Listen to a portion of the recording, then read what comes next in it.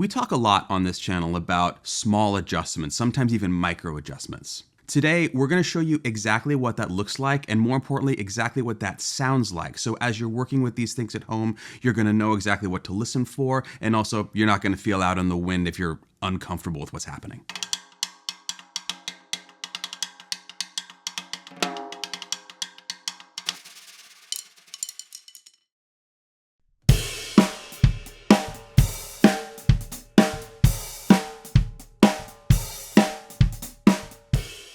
This is going to be super useful information whether you are a beginner just getting into trying to tune up your drum and get it to sound how you want. And it's also a great way for more skilled players to check in with their instrument and make sure that they know exactly what's happening. It can even be a way to discover that you might need to lubricate the tension rods, or maybe start to discover that your head is starting to get worn out. This is also a close listening exercise. Oftentimes we talk about making sure that you're using headphones or in a good listening environment, particularly about things like bass drums where there's a lot of low end to listen for that like a phone isn't necessarily going to deliver. But these overtones are going to be relatively small and they're going to be relatively short in their voice. So if you can, listen as close as possible in the best circumstances you can.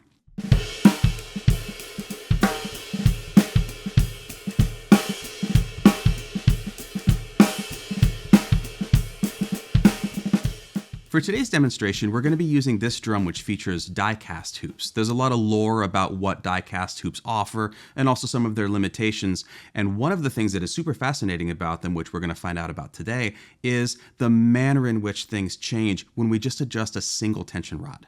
As with many of our experiments, the only tools you're going to need today are your drum, one or preferably two drum keys if you have them, and your ears. Here we go. Let's listen to 3 of these tension rods and hear where they're at right now.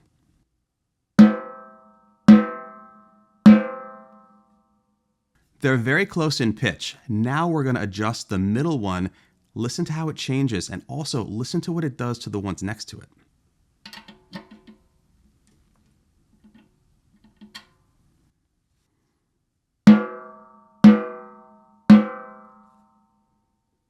Did you hear what changed there? Not just with the one that we adjusted, but also with the 2 that were next to it? I reduced tension on that rod by a quarter turn. Let's do another quarter turn and listen as I do it to see what happens.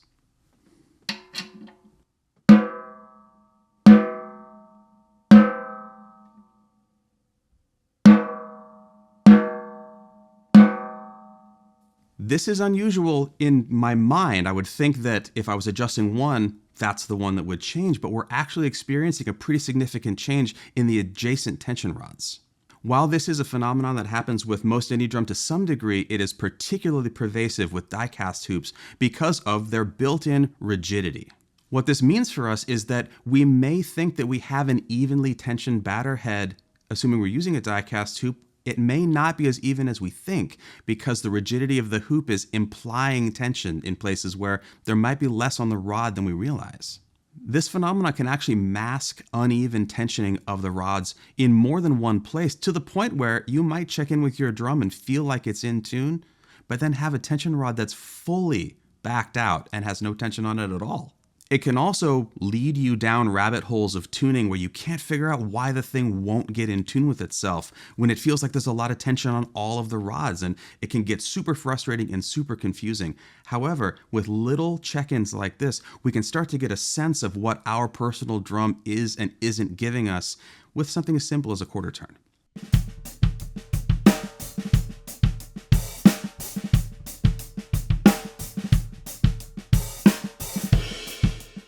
If you get to a point where you're just pulling your hair out and you're so frustrated and it feels like none of it is making any sense, that's the perfect time to reduce tension all the way around and start from scratch. Move slow and listen as much as you can. Before we move on, let's put that tension rod back where it was when we started.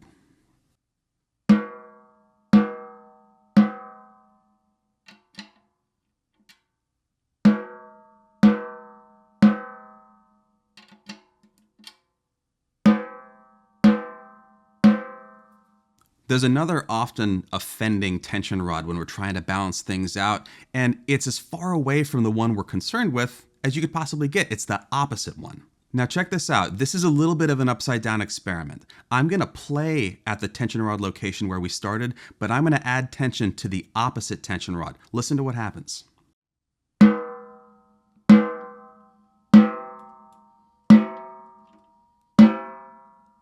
Did you hear the change? Could you tell which direction it was going? It was going in the direction I was tensioning the other tension rod. The reason this is happening is because not only are we bringing tension onto the hoop itself, we're also stretching the film. So anywhere that we make an adjustment is to some degree affecting every single other location. You can imagine it like several games of tug of war going on at once. We have a rope going across the drum that is getting tugged on. We have tugs between adjacent tension rods, and even ones that have one in between them, because at the end of the day, it's one piece of film that they're all trying to pull in their direction. This is one of the key elements of tuning that a lot of players find a tremendous amount of frustration in, because it doesn't necessarily seem intuitive, and our brains want it to be simpler than this. On one end of the spectrum, you have something like a guitar where you have one string, one tuner, you turn it and it goes one direction or the other, versus this crazy game of tuning whack-a-mole that we have in front of us that can be so frustrating and ultimately lead you to want either a simple solution that's just okay, or to just throw the whole thing out and act like it doesn't matter. These are exactly the sort of experiments that can help you learn and grow, especially in your ears, and also in terms of what to expect when you make a certain amount of turn on a certain tension rod. Not to mention that as soon as we consider the possibility that the offending tension rod might actually not be the one that needs adjusting, all of a sudden the whole world is open to us and we really get control over this whole thing.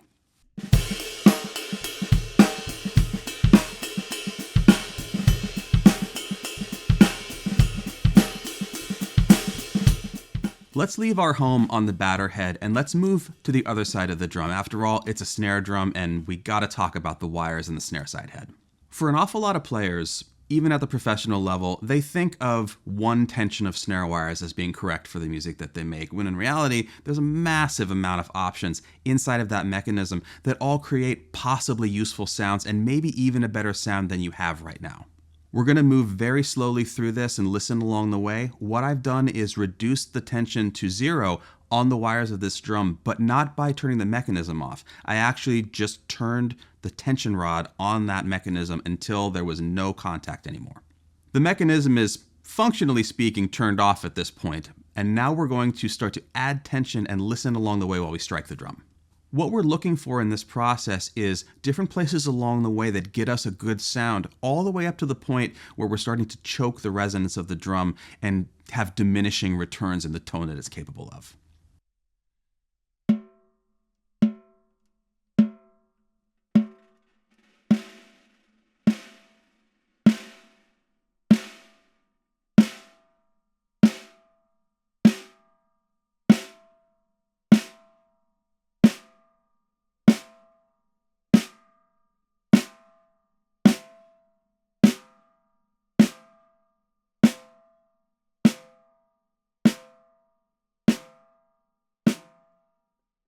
Okay, we've moved through the full tension capability from 0 to pretty severely choked on this drum and everything in between. Something interesting to note here that is super important is that the chokedness of this drum is less present at this high tension of snare wires when we strike it hard than if we were to move through a dynamic range and try to play a bit more musically. Let's check out what happens when I start with harder strikes on the drum and move down to softer playing.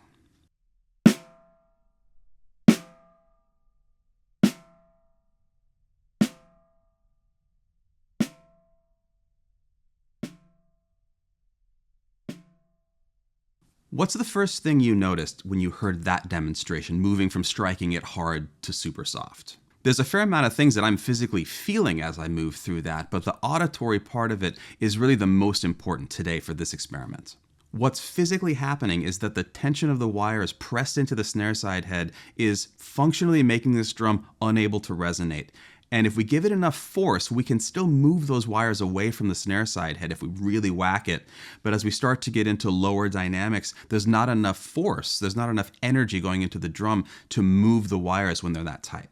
If you've ever used a drum that has an internal muffling system with a knob or some other way to press something into the heads, this is effectively what we're doing when we put this much tension on the snare wires, but rather than doing it to the batter head as we normally would on most any kind of drum, we're doing it to the snare side head and really taking the character of the drum away. The portion of this that is about the feel really falls in line with Not a lot of rebound. It feels really stiff to hit. It doesn't feel like it wants to throw the stick back up at me. And particularly in lower dynamics, because the drum can't resonate, I can't get much of a buzz or a bounce, especially if I play softly.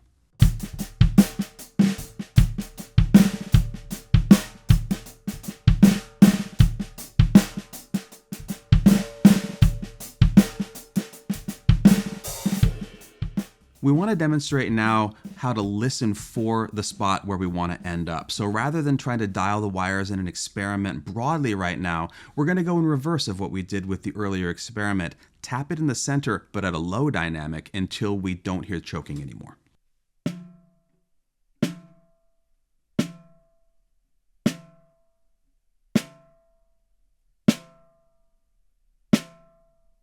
Did you hear the crispness come back into the wires as we reached our final stop on that little journey? It can feel like a subtle difference, but the auditory experience of that change is huge, and the feel is just as big of a change. We often talk about the batter head, the snare side head, and the snare wires as being three discrete things that all work together to make the snare sound. That's true. However, the relationship between the snare side head and the wires is much closer than either of them with the batter head. Let's check out what happens when we add tension to the snare side head, but we don't add tension to the wires themselves.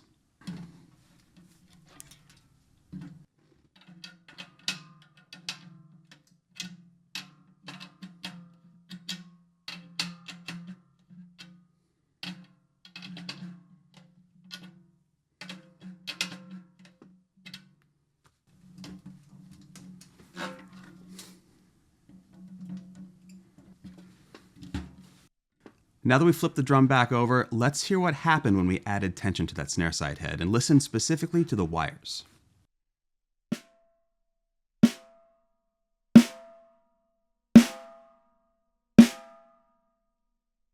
What did you hear there?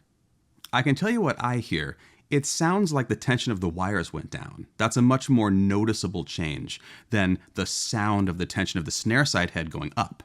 What's actually happening here is that we have to make adjustments to the snare wire tension anytime we adjust the snare side head's tension, because they're working in tandem with separate tensioning mechanisms. This falls right in line with how much we like to avoid prescriptions across the board, because there are variables that if we don't address them could make us feel like we took a wrong turn or made a bad choice, and now we don't like the sound we're making, but not necessarily sure which variable's the culprit.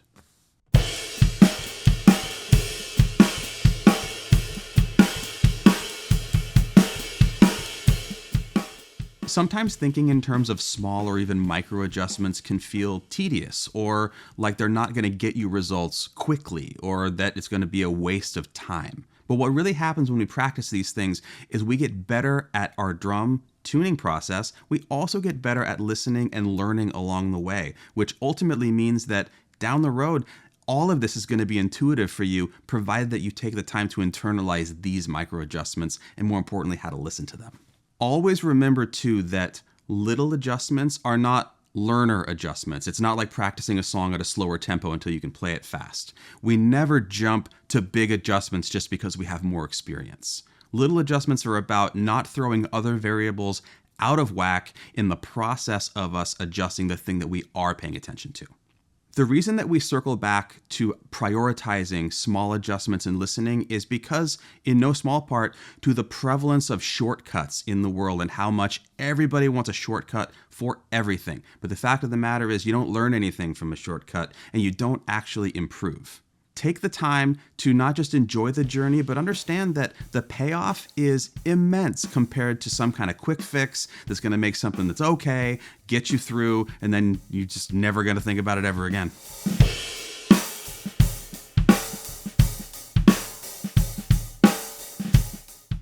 No matter your skill level or experience level, give yourself the gift of a little palate cleanser. Take a moment to check out your tension rods, check out your snare wire tension, see how they're working together, and above all, let's see if we can not choke this thing out.